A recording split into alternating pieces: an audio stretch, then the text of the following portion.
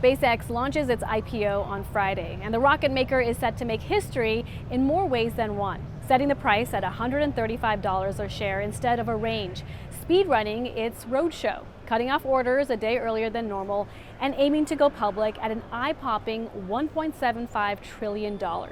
Traders are eager to get a piece, and soon retail investors, everyday people with a brokerage account, will have their shot at as much as 30% of the SpaceX IPO allocation when it begins trading.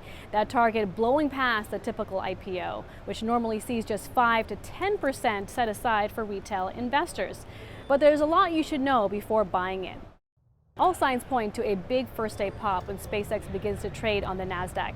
Our analysis of high-performance IPOs found that even in the short term, it's difficult for companies that have a blockbuster debut to keep the momentum going. Case in point, Alibaba, Coinbase, DoorDash, Snowflake, which saw an over 100% gain on its first day of trade, underperformed 6 months later. Now that's no guarantee of how SpaceX will perform.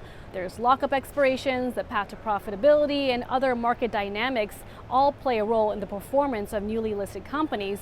But on average, the data shows that big one-day pops can often be a warning sign. SpaceX wants those retail dollars, though, that 30% amount to roughly $22.5 billion.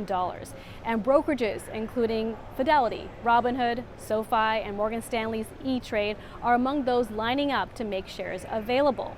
Fidelity went as far as to reduce the minimum amount of cash required in a brokerage account from $100,000 to just $2,000. But any investor thinking of getting in and selling to make a quick buck may want to think twice.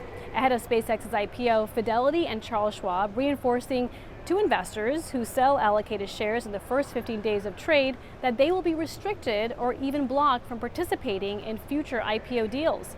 At Robinhood and SoFi, it's 30 days. The question is, does this policy help instill more stability in SpaceX trading, or does it put smaller everyday investors at a disadvantage?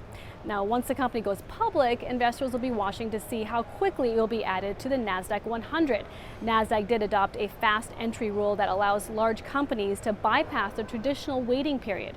SpaceX was also gunning for unprecedented early index entry into the S&P 500 index that would have seen it included in retirement funds and pensions. That was blocked as the S&P 500 reiterated requirements that companies must be profitable for the sum of its most recent 4 quarters before entry. All right, beyond index inclusion, investors will be counting down to SpaceX's first earnings report as a public company and what the company is doing to ease its cash burn. The S1 did reveal that SpaceX posted a net loss of nearly $5 billion in 2025, the primary culprit being Elon Musk's XAI business. That's its AI infrastructure bet.